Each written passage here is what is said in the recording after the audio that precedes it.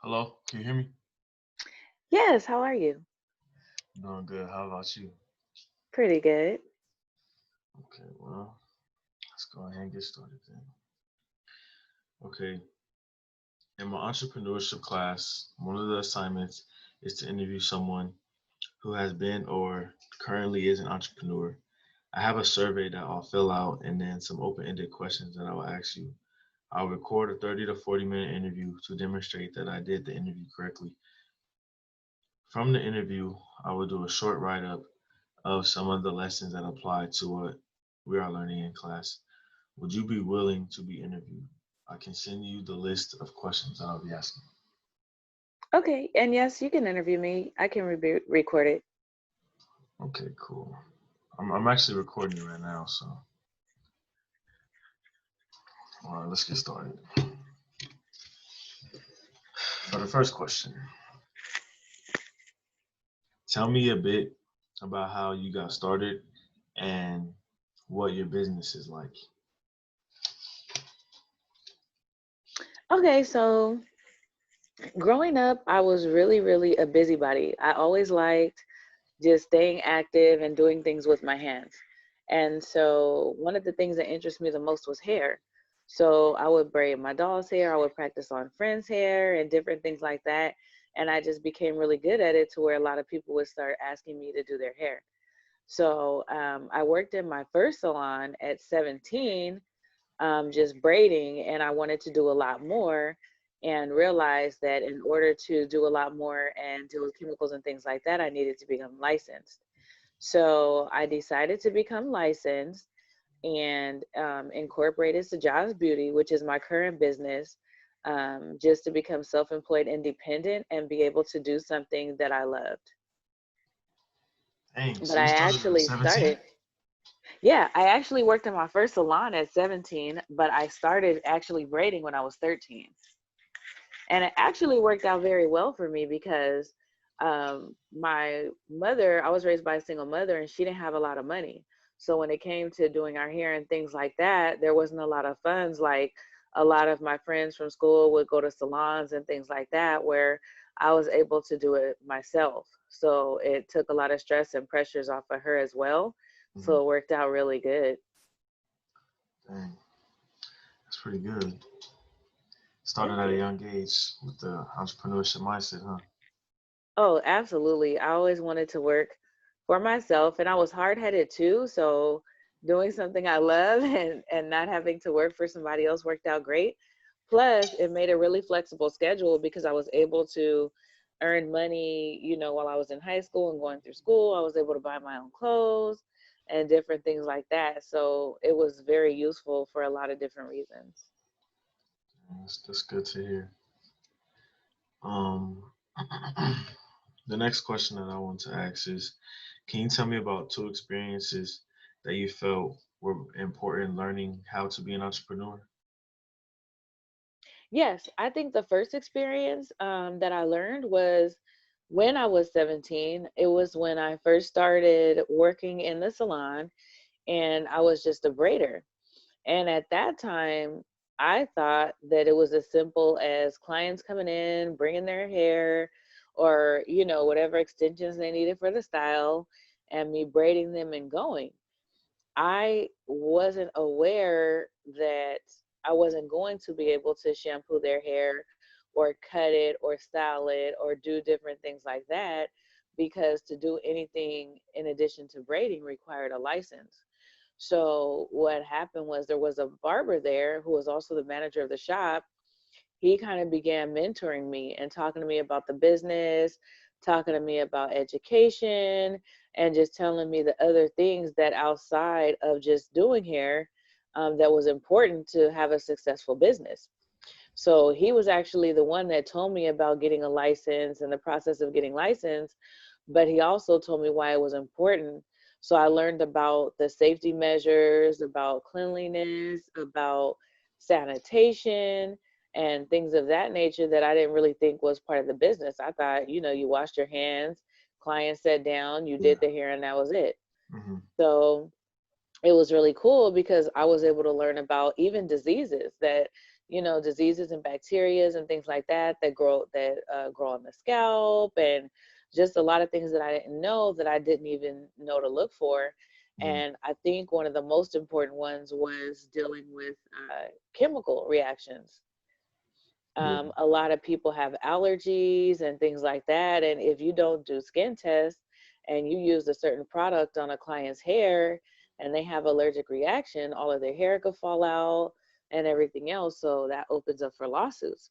So that was one of the really big things that I learned, um, that I was able to learn. Well, one of the things that I was able to learn just about the business. Mm. And then another thing that I learned, I didn't learn till 2008. And I didn't learn it till 2008 because that's when I actually finally went to school and got my Gotcha. license. And so what I learned from there is about money. So the business is not just about, the chemical side and having a sanitary workstation and being able to identify different diseases and disorders, color and things like that. But there was a whole business side of it that I wasn't aware of.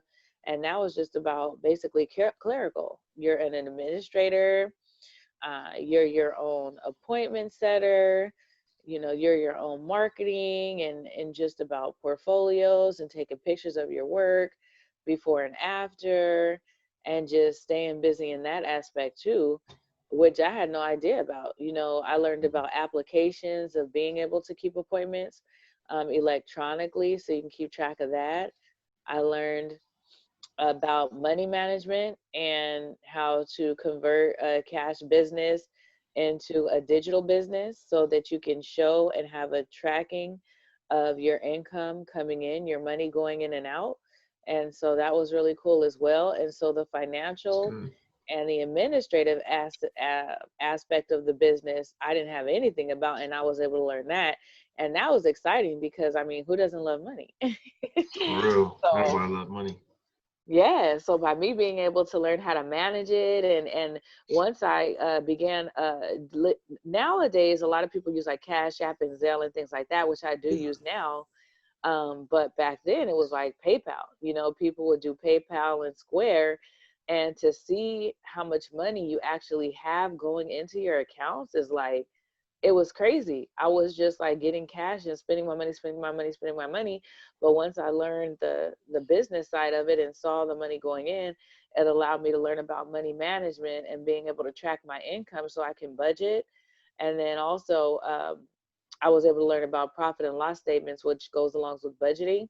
Mm. It's basically where you're able to calculate like your expenses, like what I spent on supplies, hair supplies, colors, dyes, products, things like that, and match it against how much money I'm making to see what I'm actually netting rather than what I'm grossing. So those two things were the most important. Of course, health and sanitation and cleanliness was top priority, and then the business and money management was just as important. So those are two great milestones, two great things that I learned, in becoming an entrepreneur. That's here. It's a lot of good information that Thank honestly you. learn, learning in the class, and that I could honestly take into consideration when I want to start my own business. So thanks for sharing that. Oh, thank you. Um, I know you talked about one of the barbers like kind of mentoring you, but so this question is kind of similar. Um, is there anybody else that was important and you're learning when it came to entrepreneurship? Anybody else or I would say the greatest influences would have to be my family, but most importantly was my husband. Although I had been doing hair for a lot of years, because I became a mother young, I worked a lot, and I had my mom and my grandmother to help me, with childcare and things like that. But there was still never enough time for me to actually go to cosmetology school and get my license. So although I did have some mentors and things like that were in the business, the most important influences outside the business would have had to been my husband, my kids, and my mother, because they were my guinea pigs. So my husband worked nights, so I was able specifically for me to get through cosmetology school. And they also allowed me to practice different techniques on them. So when it came to mastering different aspects of the business, different techniques, even barbering, I would cut my son's hair, I would cut my husband's hair, I would do my mom's hair in different styles, and my sister in finger waves and braids and extensions and so many different things. So ultimately, um, the greatest influence and the greatest mentors when it came to becoming a licensed cosmetologist and stylist would have to be my family. I couldn't have done it without him. And because they allowed me to practice, when I got to the school, I mean, they put me on the floor quick, and I was actually teaching the teachers and showing other students different techniques just because my family was so supportive and allowed me to practice on them. Mm-hmm. And another great influence would be my brother. My brother cuts hair very well, and he Yeah. showed me a lot of techniques in cutting and lineups, edge ups, putting the powder to stop the hair from sticking, how to adjust the clippers, oil the clippers, and things like that. So at the end of the day, I would have to say my family, my children, my husband, they were my greatest mentors and greatest supporters in becoming an entrepreneur. Okay. That's good that you had the support system. Yeah, I did. Um, And my kids had some big heads, so it was a lot of work getting those cuts in. what do you wish you would have known before you learned it, like on your own? Like all the things that you learned on your own. What do you wish that you would have known like previously? The most important thing that I learned in becoming an entrepreneur that I wish I would have known would definitely be the financial aspects of the business, because that money management tool, I worked a cash business for so many years. There was no way to track, no way to report, or no way to verify my income. Mm-hmm. And in this world, especially in today's age, and even back then, there's so many opportunities for ownership, for home ownership, for just establishing credit and business credit and LLCs and so many different aspects of the business. If I would have known what to do financially and what was important financially sooner and before, I would have had an empire. I would have had a chain of salons or a chain of barbershops. I would have owned businesses and owned, even like shopping centers. I would have owned real estate.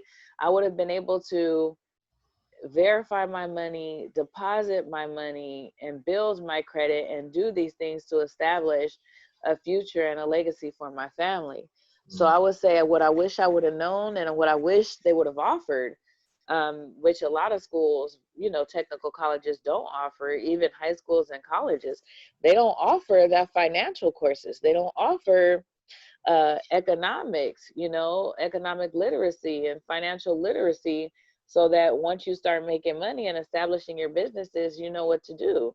You know Mm-hmm. about taxes, and things like that. So I wish I would have known about the financial aspects of So, income and running a business. yeah. Yeah. Speaking of that, is there any businesses or entrepreneurs that you learned about or that interest you while you were in the process of becoming an entrepreneur yourself? Other businesses that interest me would have to be real estate. Once I learned, and just investment really, stocks, bonds. So, Once I learned about finances, I wanted to own everything. I want to buy everything. I want to own real estate. I started reading about different entrepreneurs, read books called Rich Dad, Poor Dad, got on the internet and started just researching different people, different entrepreneurs, and uh, different people that were good at finances and making money.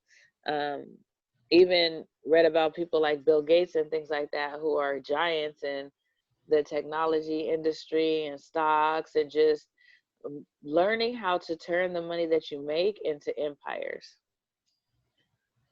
dang, So definitely looked up to them, definitely read about them. that's good. So you kind of like wanted to do your own research kind of thing. Yes, I definitely wanted to do my own research, but I didn't just do my own research. In doing research, I actually talked to people that were successful as well and asked them how they did it, asked them what steps they took. And basically, I don't want to learn. I'm hard headed, but I didn't want to necessarily learn everything the hard way.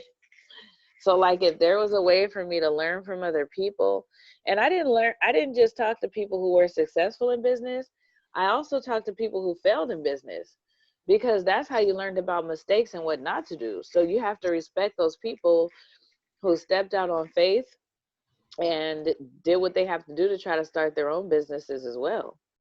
And when I did talk to entrepreneurs, because being able to be financially independent and know about finances is so important to the business, I didn't just talk to people with their own salons and shops and things like that. I did as well. One being a salon owner. Her name is I'm sorry, Carmen Thompson. I talked to her a lot. She's been a business owner for over 20 years and a salon owner for about 11 years. And I would talk to her about her overhead, her costs, and the pros and cons of the business, and, things that she would want to do different. So I wanted to make sure that I talked to people inside and outside that industry, and those who were successful and as well as failed at business. Because, like I said, a lot of people step out on faith and take chances, and it's not always successful at the first time. Yeah, So I feel like the greatest teachers are the ones that fail, because they know what not to do, and they can teach you and show you how to recover. right. Where do you kind of look for inspiration? Business ideas, tactics, strategies. Like, what's kind of like your go-to? Comes to like a new business idea, inspirational, anything. I go off of my goals and my aspirations. So what I do is I know what I want in life. I know what I want. I know what my goals and aspirations are. So I go off of there first. And once I know what my goals and aspirations are, it's like, okay, now let me put a plan into place on how to obtain it. Hmm. And once I put that plan into place on how to obtain it, I reach out to people that have obtained similar goals, or um, reach their potential and reach their goals, and I pick their brains. And so, like, for example, there was a group of investors, and they were actually not even investors. And a matter of fact, they were just real estate agents. And I was watching and reading an article, and I looked, and they went into the middle of Georgia and bought like over 90 acres. And it's like, it's one thing to buy a house or buy land, but to get with a group of people of like minds and buy 90 acres to build on, that's incredible. And so instead of them like trying to make somebody else's dream their own, they're going to build their own dream. And there was another group of people in the hair industry called the Bronner Brothers. And the Bronner brothers were just stylists, old school stylists. And they took it to a whole nother level and made it an art. So instead of them stopping at just styling hair, they started doing classes and teaching other stylists. They went even bigger and started doing big hair shows that feature different musical artists, comedians, skits, and everything else in their hair shows, and which filled up conventions and had thousands and thousands of people passing through that were stylists and regular people who just love hair. And then they went even bigger and started their own hair care products and hair care lines. Dang. So that inspires you to think bigger. So it's like, for me, when I see like that, that's inspiration for me, because these people who are in way different industries took a small, not small, but they took a one goal, and instead of just staying stagnant and complacent and keeping to that one goal, they started thinking outside the box about different related businesses and different related ideas to get bigger and bigger and bigger. So you go from a stylist making $500 to $1,000 a week to doing classes, charging $60 a person doing classes, as well as allowing other people to learn, and you're helping other people be greater in their businesses, to big hair shows and concerts, making it exciting, all the way to your products being into local stores. That's huge. Yeah, that is huge. That's next level right there. Yeah, so that those different industries, different aspects, but they just capitalized it, and that's definitely inspiration. And just thinking about different ways, I look at my kids and my family, and they're inspiring, because I think about their goals and I'm like, well, what can I do in the position that I'm in as a parent and as a sister and as an aunt? What can I do to be that example to them, and what can I learn about to help them reach their goals? So they inspire me to want to be greater and be bigger and be more knowledgeable in different aspects and respects, so I can then too turn to them and pay it forward and pass off my knowledge to them to help them reach their goals easier, and maybe not have to go through all the stuff that I had to go through to figure out how to do certain things. Right, right. Man, that's good. Speaking of the businesses and the people that you did bring up, do you keep up with these people or like the businesses on social media, the news? Oh, If so, how absolutely. come? Oh, absolutely. That's a great question. So not only do I keep up with them, but I keep up with other people that I just watch do great work, because I feel like we are a tribe. I feel like we're a village. I feel like we're a community. So I feel like right now, everything is digital, everything is social media. Not only do I want to see their progress, Mm, because I respect them and I love what they're doing and I'm excited for them. I love seeing people be great. I love seeing people keep thriving and keep being better and better. And I love seeing people be successful. So I follow them not only because I love to see them and I love to see people doing good, but I follow them to support them.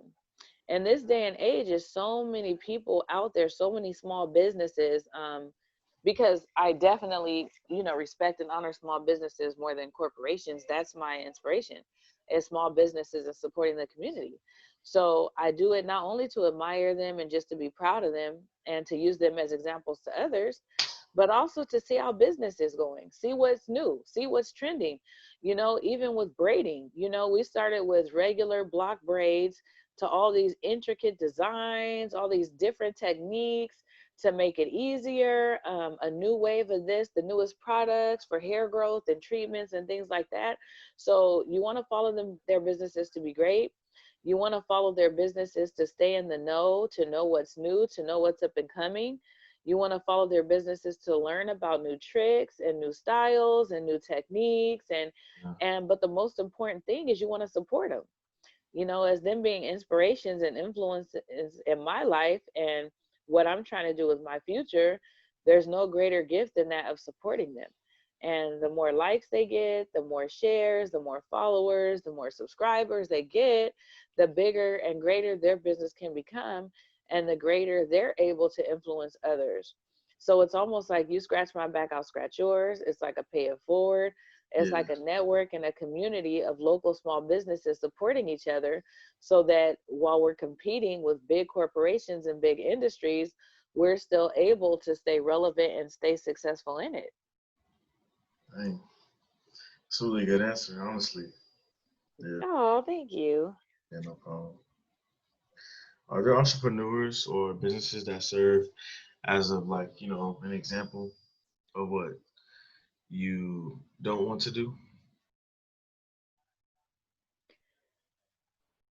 I would think that the only entrepreneurs that go off and kind of do things that I wouldn't want to do is those that sell their companies to larger corporations, or those that not just incorporate, because a lot of small businesses and entrepreneurs incorporate. It's important to incorporate, but just those that go into the bigger corporations and go into that mindset of like new world order, where, like, for example, you have Johnson and Johnson that owns like $5 billion huge corporations, and what it does is it cuts out the little man.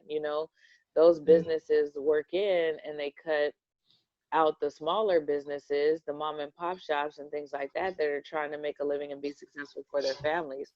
So I would say if there's anything that has to do with entrepreneurship that I don't really like or don't respect, is for those that come in with that mentality, come in with the larger Walmarts, or the Targets, or the things like that, and the mom and pop markets and corner stores and grocery stores and things like that are getting put out of business. And Hmm. even in hair, in hair, you got, all of a sudden, you have all these chains, where it used to be the barbershops and salons used to only be small businesses, only small owner, very family, everybody knows everybody. And now you got all these um, super cuts and fantastic Sams and all these corporations trying to go in and make these chain type salons that give cheaper cuts and things like that, because they're paying, their hourly, and their big corporations, they're able to cut the prices. And then that's impacting small businesses and local entrepreneurship. Yeah. So I would say for that, those are the ones that I don't support. And I just would love to remind them of what it took for them to become successful, and how hard it was going up against these big businesses and these big corporations. So why would you turn and become that? Dang, I never really thought about it like that. It's true. It's hurtful, because like I can go get a chain, right? I can get a chain and open up a Supercuts. Supercuts is gonna supply me with everything. They're gonna back me and everything up. So now I am sitting in this big old shopping center with the Ralphs and with the Popeyes and Banks and all this big stuff. But that small mom and pop salon, with the sisters that own it, that have been doing hair for 1,000 years, now they can't be in that shopping center, because like businesses can't be within one shopping center. So now we've knocked them out of the park, and because they don't have the capital or make as much money as the chain businesses, they are having a hard time staying afloat and supporting their businesses. So the entrepreneurs I don't follow are the ones that open up chains and go into larger big businesses and bigger corporations, instead of keeping it small and supporting the real body and the real base of entrepreneurship. Dang. Yeah, it makes sense. Um, this is just kind of, you know, what can't you observe that you wish you could observe from successful entrepreneurs or businesses? Okay, so one thing that I would love to have an insight on, I want to be in their investment team. Uh, so there's like money market accounts and stuff like that where you can buy different investments, but like I would love to see somebody like Bill Gates, like see his investors and see how they move the money, see how they do their trades, see how they run it and how they maneuver and how they move around, so that us small businesses and entrepreneurs can do the same thing. There are people that are so huge and have so much money that they can move their money, they can sell stocks and shift the whole stock market with one trade. Dang. For a small business, that's horrible, because we don't have that insight. Like they do have an app that I'm trying to get some information on. They do have a smaller app Mm. where basically these people have, there's people that are multimillionaires. They have so much money that they have to now report when they're going to buy or sell stocks. because they shift the market. So now they have to report when they're going to buy or sell stocks so everybody else can get a heads up, and they're only permitted to move so much. So I would love the insight on that so that I can get ahead and teach it to small businesses and entrepreneurs so they can make more money and be able to support their small businesses and keep their monies in the community. So I would love to have an insight on that. I would love to have an insight of, that Wall Street backing of who's going to do this and where it's going to go there and what you should buy now, because by the time us small folks find out, it's like too late. And the big money that's there to be made that could support our businesses and help us, help other people in our communities, those opportunities are lost. I never thought about it like that. I mean, that just goes to show, like, having multiple streams of income, huh? Because you talked about investing in stocks and stuff. Oh, that is so important. You have streams of income. I think I'm today is sorry? a perfect example of You're why. breaking up a little bit. I said today, can you hear me okay? Say again? Can you hear me okay? Yeah, now Can I you hear can. me? Yeah. I said today is a perfect example of why you have to have multiple streams of income. We are in COVID. Right now, so many families are having such a hard time staying afloat, supporting their families, especially what was the biggest hit industry? Entrepreneurs and small businesses, because we don't have that money. We don't have that savings. We don't have those insurances to be able to support our families when times get hard. So when you have multiple streams of income and you have multiple trades and multiple businesses and even regular jobs, you're able to make it through the hard times. Even if you struggle, even if things get tight, you have ways and means to make it through those hard times and still be successful and still take care of your family. You have that opportunity to recover instead of having to permanently close a business like so many people are. And this is just in COVID. They say that when you start a business, it takes 3 years before you even break in, and number of years after that before you start making money. So if you don't have Dang. those multiple endeavors and those multiple streams of income, you're setting yourself up not to fail, but a greater chance of failure. Yeah, that's a really good point. Um, that pretty much sums up the interview. I just want to thank you for doing this interview because it's really gonna help me with my class, and even besides the class, I really learned a lot of valuable information that I was able to really take in, and I know that can help me in the long run and for future situations. So I really appreciate all the knowledge that you gave to me, and I really thank you for allowing me to do the interview.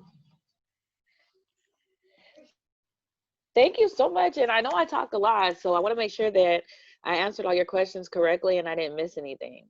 And you answered all of them good, and you don't talk a lot. Like, this was really good. Like, I didn't really have too much to say. Like, it was a really good interview. Thank you. Oh, no problem. And if you need anything else, let me know. Thank you. You have a good rest of your night. You too. Have a good evening. Bye. Bye.